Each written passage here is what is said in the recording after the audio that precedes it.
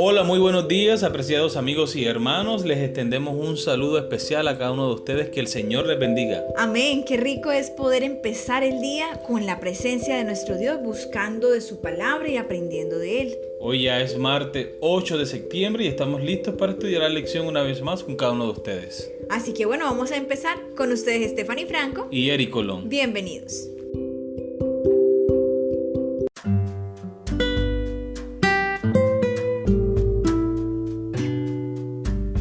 Contar la historia de Jesús, el título de la lección para el día de hoy.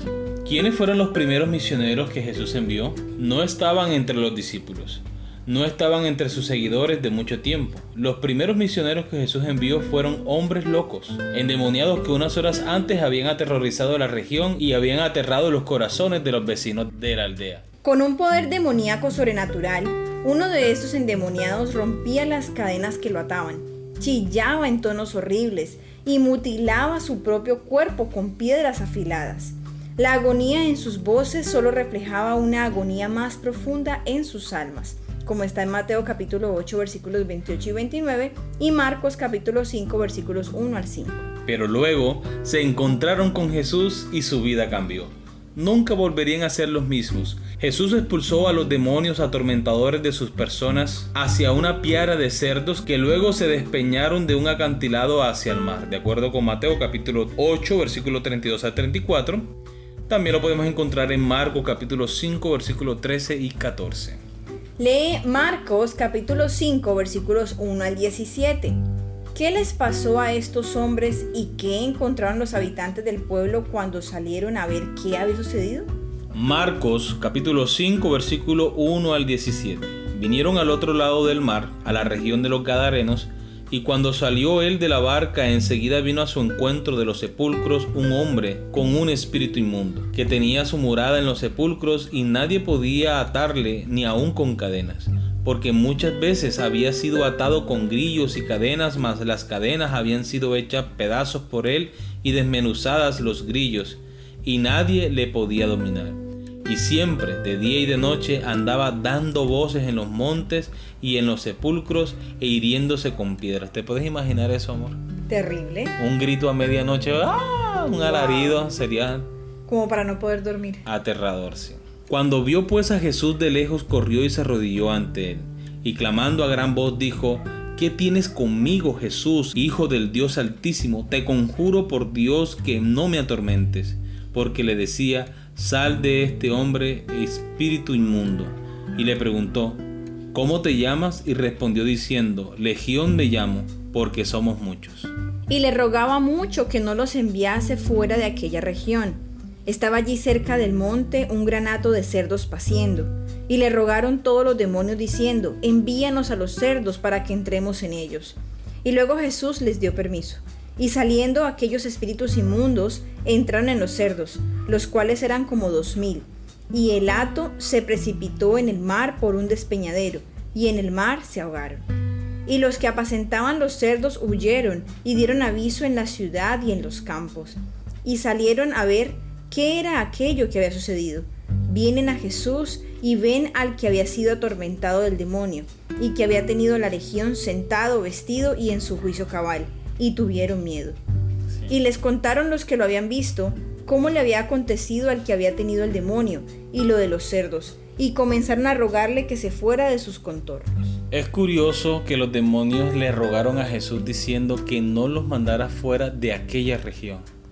¿No te parece curioso? Sí, bastante. Y más tarde las mismas personas de la localidad, de la región, le dijeron a Jesús que se fuera. Claro. Los demonios no querían salir de allí porque habían hecho de ese lugar su morada. Imagínate cuántas otras personas estarían viviendo una vida lejos de los principios de la palabra de Dios. Y lo más peligroso, amor, eran personas que no sabían que les estaba pasando eso. Habían permitido que el enemigo los llevara lejos y estaban cómodos con su vida así. Y es posible que en algún momento a nosotros nos llegue a pasar eso si descuidamos nuestra comunión y nuestra relación con Cristo. Así es. Pero bueno, no nos desviemos del tema. Muy bien, recordemos la pregunta entonces. ¿Qué les pasó a estos hombres y qué encontraron los habitantes del pueblo cuando salieron a ver qué había sucedido? ¿Qué les pasó? un gran milagro. Amén. Algo maravilloso. Nunca se imaginaron ese día que Jesús llegaría al lugar y que ellos quedarían libres de los demonios que le atormentaban. Jesús se presentó y cambió la vida de este hombre para siempre. Nunca más sería igual. Ahora dice la Biblia que el hombre en su juicio cabal, estando quieto, vestido, ¿cierto? Le dijo a uno de sus discípulos que si le sobraba alguna capa, y vistió con esta capa a este hombre endemoniado, el ex endemoniado, y ya estaba en su juicio cabal. Qué maravilloso es poder sentir que uno está libre de ese peso. Pongámoslo de esta manera. Imagínate que a nosotros nos angustia algo. Por ejemplo, una deuda grande que tenemos por pagar. Pero que de alguna manera el Señor provee el dinero y ya por fin salimos de esa deuda. ¿Cómo nos sentiríamos? Yo creo que ni lo puede creer. Pero eso no es nada en comparación con lo que pudo haber sentido este hombre. Claro.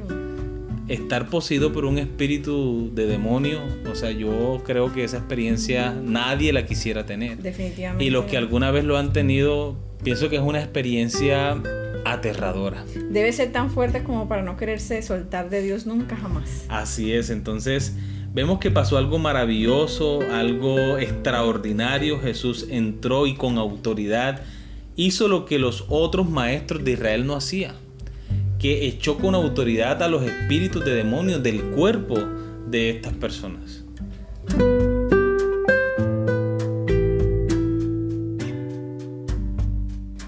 Los endemoniados ahora eran hombres nuevos, transformados por el poder de Cristo. La gente del pueblo los encontró sentados a los pies de Jesús, escuchando cada palabra de la boca del Maestro. Debemos tener en cuenta que el Evangelio de Mateo dice que había 2 endemoniados, mientras que el Evangelio de Marcos proyecta la historia en solo uno de los 2. Pero el punto es que Jesús los restauró física, mental, emocional y espiritualmente. Ahora vamos a leer Marcos capítulo 5 versículo 18 al 20. Obviamente estos endemoniados transformados, estos nuevos conversos querían quedarse con Jesús, pero ¿qué los envió Cristo a hacer? Marcos capítulo 5 versículos 18 al 20. Al entrar él en la barca, el que había estado endemoniado le rogaba que le dejase estar con él. Mas Jesús no se lo permitió, sino que le dijo: vete a tu casa, a los tuyos, y cuéntales cuán grandes cosas el Señor ha hecho contigo, y cómo ha tenido misericordia de ti. Y se fue y comenzó a publicar en Decápolis cuán grandes cosas había hecho Jesús con él, y todos se maravillaban. Amén. Y esta es la primera persona a la que Jesús le dice que vaya a predicar. Bueno, serían las 2 primeras personas, porque según Mateo eran 2. Correcto. Así que por la necesidad, en ese lugar Jesús no había sido bienvenido. Entonces, que por lo menos quedara un mensajero de Jesús en ese lugar, que contaran las grandes cosas que Jesús había hecho en su vida. Y ya hemos visto en las lecciones anteriores que más tarde, cuando esa región es visitada por los discípulos, ya se encuentra un terreno abonado para la palabra de Dios. Así es. Y qué testimonio tan fuerte y tan poderoso debe ser el de personas como estas, que vivieron la maldad en carne propia, porque ellos no podían tener control de sí mismos. Ya era tanta la maldad, ahora el enemigo los tenía por su cuenta.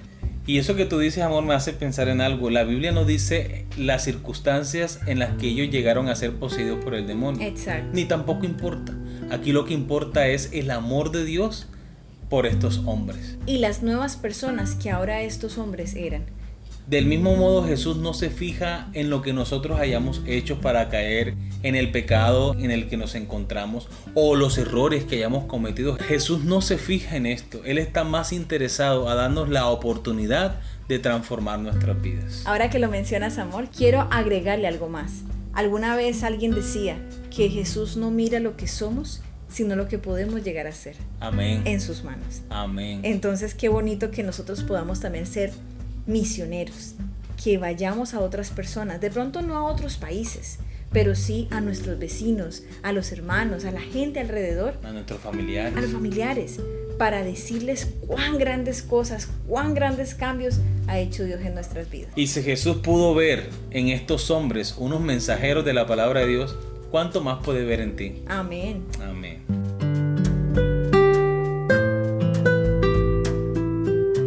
Esos hombres habían tenido el privilegio de oír las enseñanzas de Cristo por unos pocos momentos. Sus oídos no habían recibido un solo sermón de sus labios. No podían instruir a la gente como eran capaces de hacerlo los discípulos que habían estado diariamente con Jesús. Pero llevaban en su persona la evidencia de que Jesús era el Mesías. Podían contar lo que sabían, lo que ellos mismos habían visto, oído y sentido del poder de Cristo. Esto es lo que puede hacer cada uno cuyo corazón ha sido conmovido por la gracia de Dios.